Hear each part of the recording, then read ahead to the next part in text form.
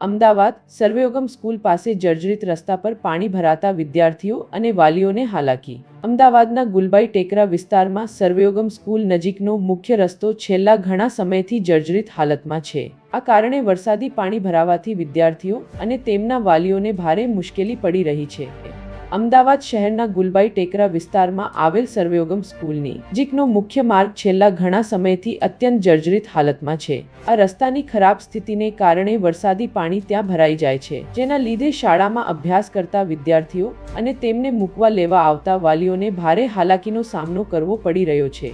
ભરાયેલા પાણીને કારણે વાહનો પસાર થતી વખતે વિદ્યાર્થીઓના યુનિફોર્મ પણ બગડી જાય છે, જે તેમની દૈનિક સમસ્યાઓમાં વધારો કરે છે। આ પરિસ્થિતિ બાળકોના સ્વાસ્થ્ય અને સલામતી માટે પણ ચિંતાનો વિષય બની શકે છે। સ્થાનિક રહીશો અને વાલીઓએ અમદાવાદ મ્યુનિસ પૂરા સમાચાર જોવા માટે નીડ 24 ન્યૂઝને સબસ્ક્રાઇબ કરો।